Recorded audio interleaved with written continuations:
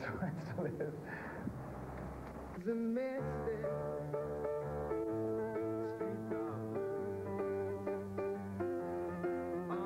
I once climbed up to the roof here, another floor, during a typhoon with one of those big golf umbrellas, and managed to open it and land out in the garden without hurting myself too much. My brother down the bottom going, go, go, go.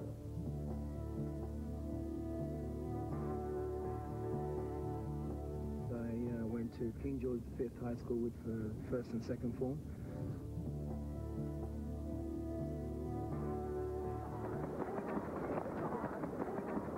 Look, there I am, in Formula.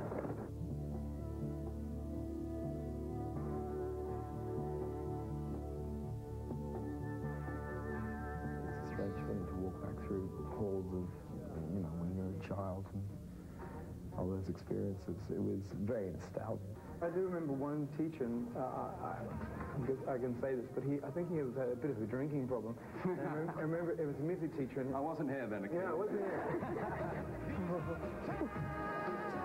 Hello. Hello, Michael. Going to do your report, I think, yeah? Yeah, that's right. Interest, yeah? Oh, dear. Your interests at that time were acting, athletics, Right. stamp collecting. Stamp collecting. I had a bit of a problem with the photograph, I must admit. Yeah. Rather immature, but very pleasant. No, right.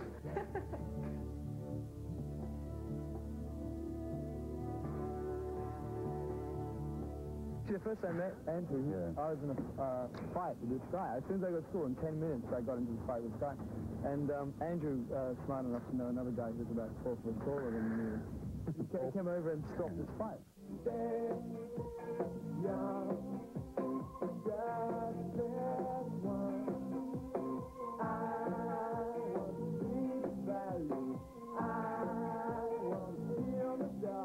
The roots of it lies in pubs and you know, where there's no equipment, nothing. It's really rough, and you know, the main thing you got to watch out for is beer glasses. So it's thrown out of very rough circumstance. You never carried the gear after shows, you know, and we'd all have to lug it out, and Michael would be busy over, you know, talking to people and that sort of thing. And I nearly tossed him out once. I understand. I don't see the spirit back. The changes on demand.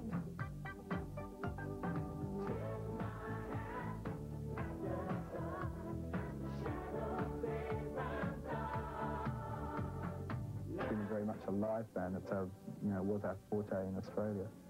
That's how we really got our following.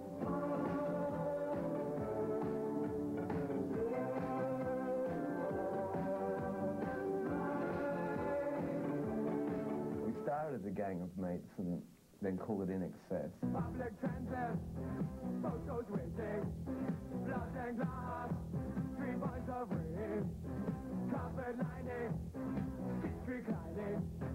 The world just moves on talking, shove it, brothers, just keep walking.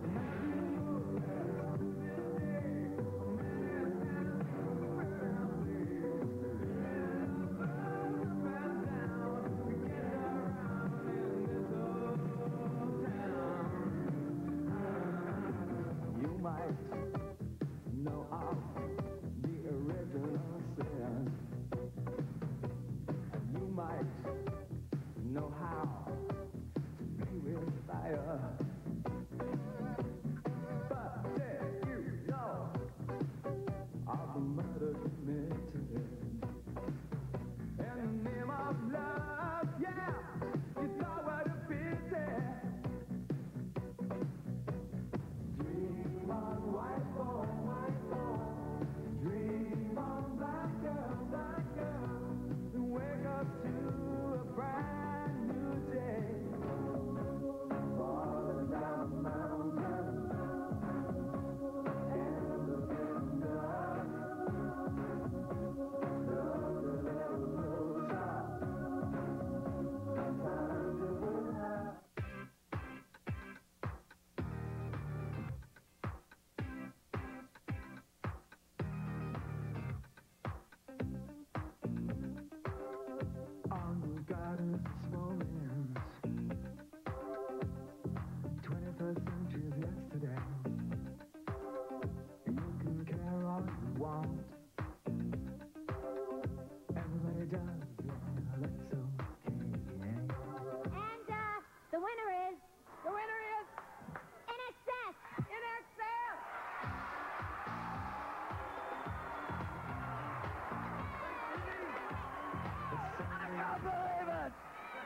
nothing political, just support animal and human rights, and hello, Mum.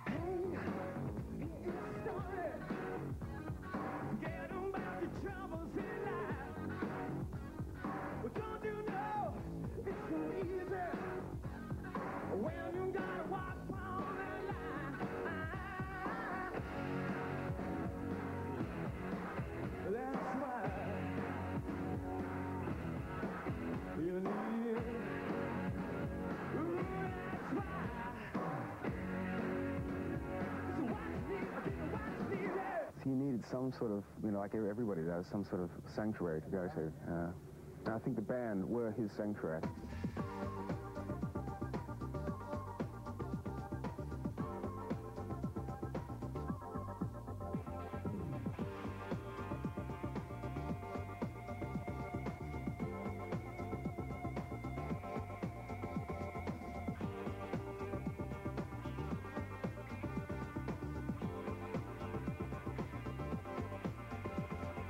A few of us left. We sort of came out of that weird generation of, you know, born between punk and disco, and it's pretty tenacious who are left. The, you know, REM's, U2's, Depeche Mode's, you know, but it's not many. I don't know. I think all those bands, and we know them all, and I've met them all, and we all are kind of people that, I don't know, we're made of that sort of stuff or something, you know. We basically are friends, and we, you know, it sounds trite, you know, but it's the way it works.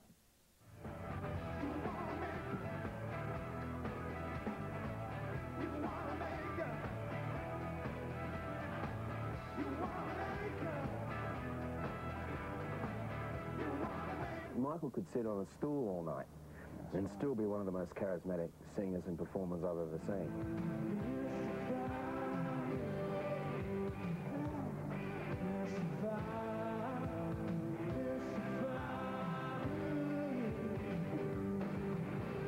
You had to really have it together, sort of, that's cool, that's okay, he's just about to sort of blow that thing up over there, that's okay. He's running under the stage now, and, you know, we lose him for 3 songs, and he's underneath some enormous structure while there's 30,000 people going, where is he?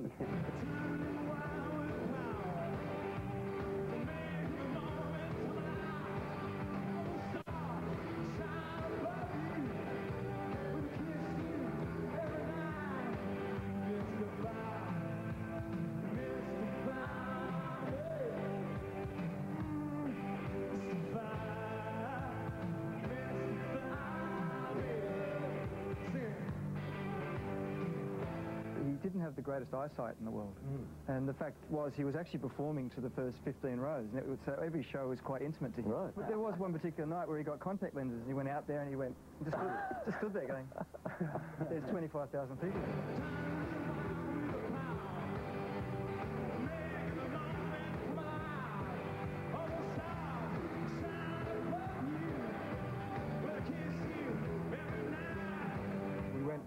To the US Festival and played to, I think, one of the largest crowds ever in history at that time, which was about nearly 200,000 people on one day, and the crowd just disappeared into smog. It was in Orange County, and and it all becomes surreal. It becomes very strange. You know, what are they seeing out there? We would probably look like we were in smog as well. I don't know.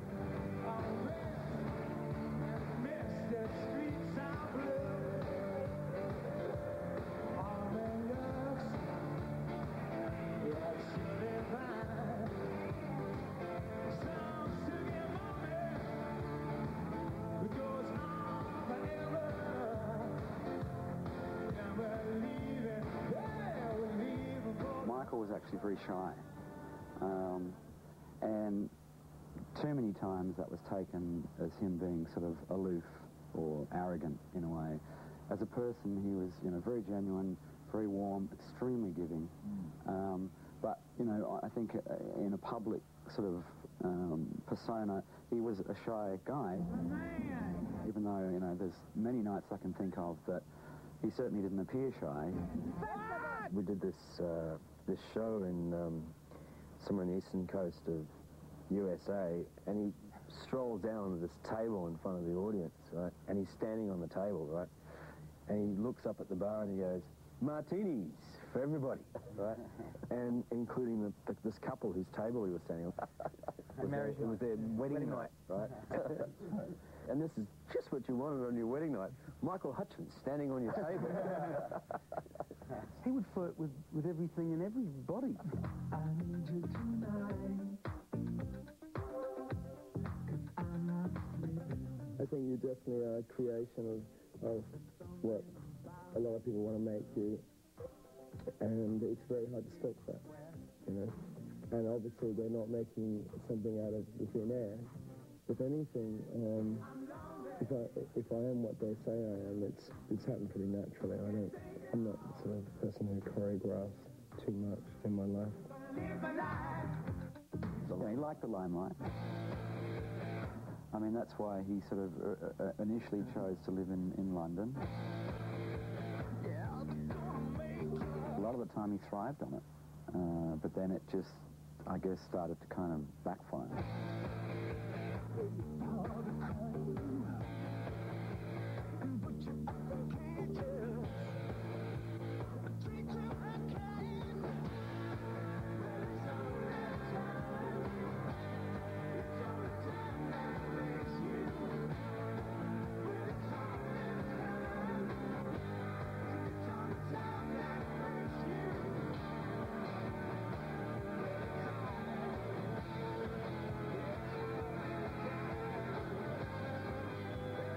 He was always happiest with the idea of becoming, if you like, he wanted to be more indie.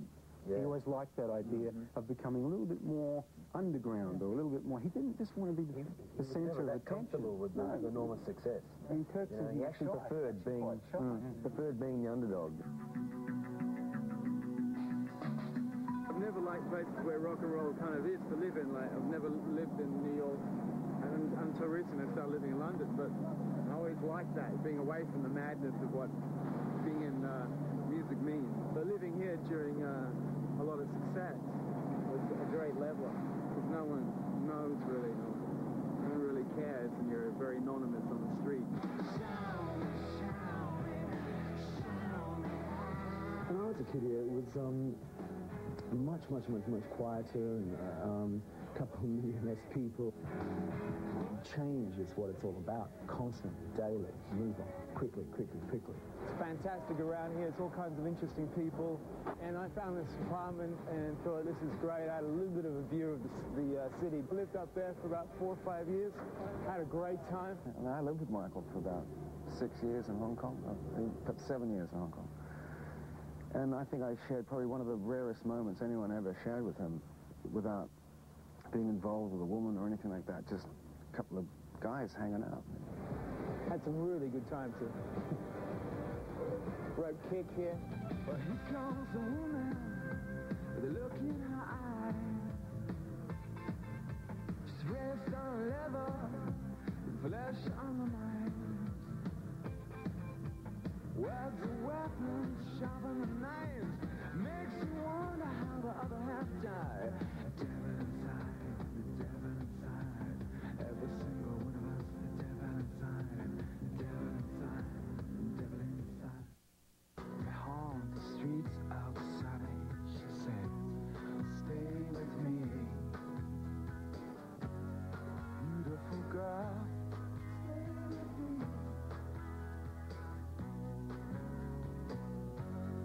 Beautiful girl.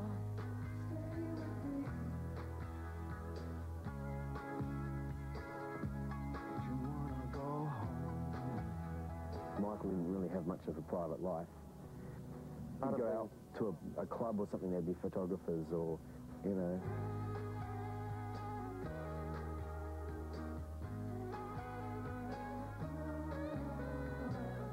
I don't know, I think it'd make your life a misery if you're doing everything because people are watching. I mean, you've got to be honest with yourself, you know. It's no reason to be a hypocrite. You know, a lot of people are out there saying they do stuff and doing the opposite. I think, and that is, there's a lot of people in the music business who paint the portrait of themselves as being dangerous, you know, who live life to the max, living on the edge type personalities that dress in a dangerous fashion and all this sort of stuff. But they're all actors. He was real. I'm searching. I am not alone.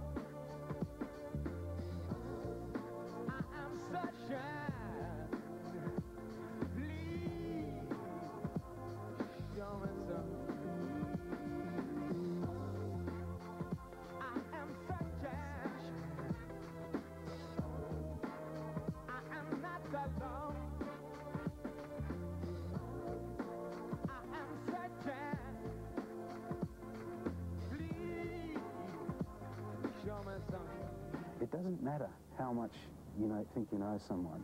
There's always what you see, and there's what you don't see with somebody. And there's things in there that I know there's little jigsaw pieces that I can never quite put into place. I am sunshine. Oh, please don't. And when he finally actually settled down, it was just really, really, really nice to see him actually really relax.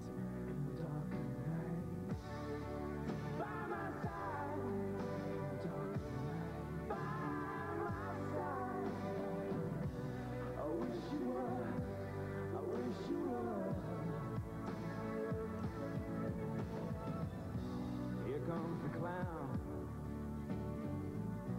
His face is a wall. No window, no at all.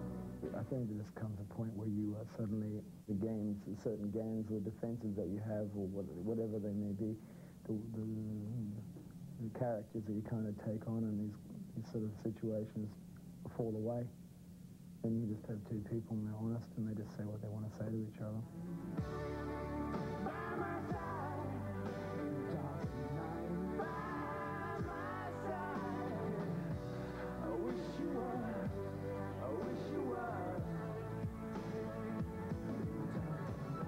You have to comprehend the power of the differences in the sexes, and I used to think that there was no difference, and in my wise old age, I've really discovered that there is, in some ways, vast differences, and they take a while to understand.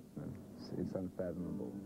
Kill the pain you feel. Kill the pain you feel.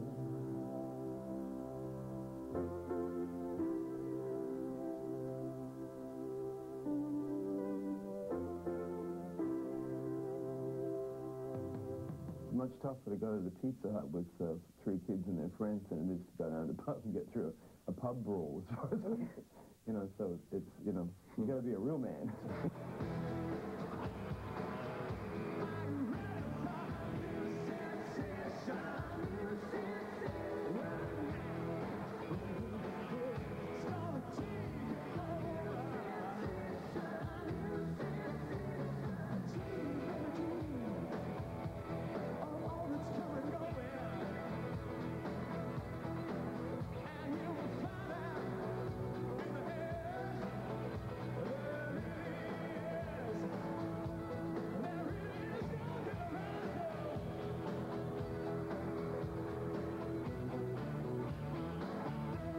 I think there was a certain element of Michael that felt that he would always get through it and come out on top in the end, and I think that there was just certain elements of his life that he couldn't get on top of, and that's what really bugged him. We all have our wilderness years, whether it's drugs, alcohol, lack of fame, whatever. The man understood emotional human depth in how to convey that and communicate it.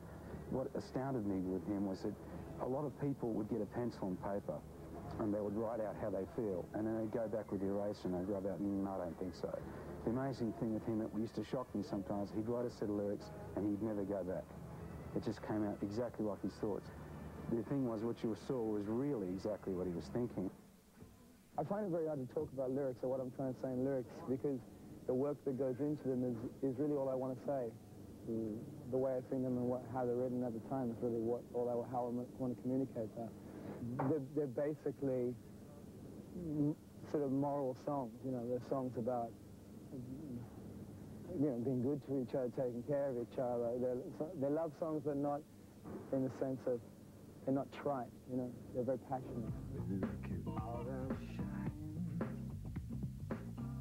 Baby's down the world and she knows it. If your spirit is running, why don't we make it rain like we used to? We run, we hide, we wait, want the good life. Oh, sure, you're right. This ain't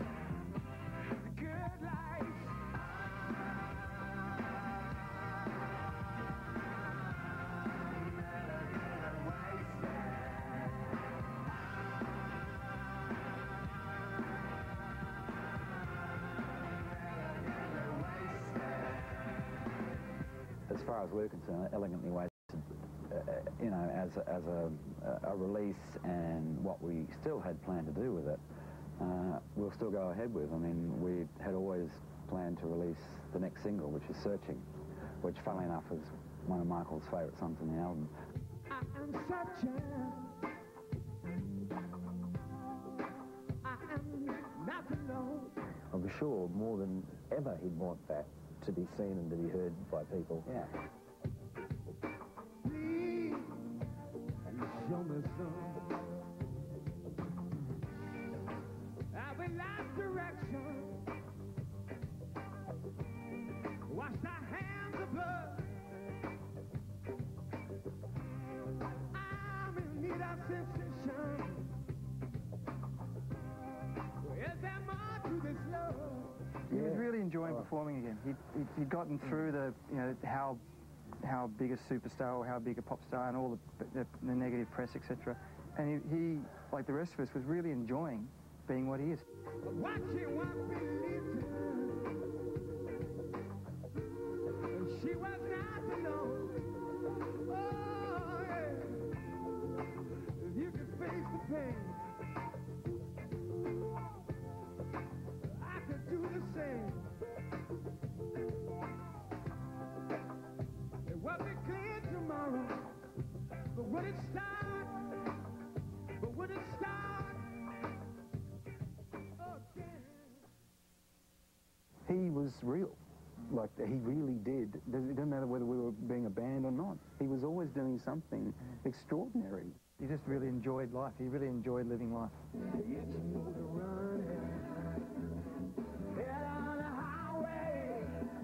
MTV, a sua casa. Assista agora. Luz, câmera, clipe.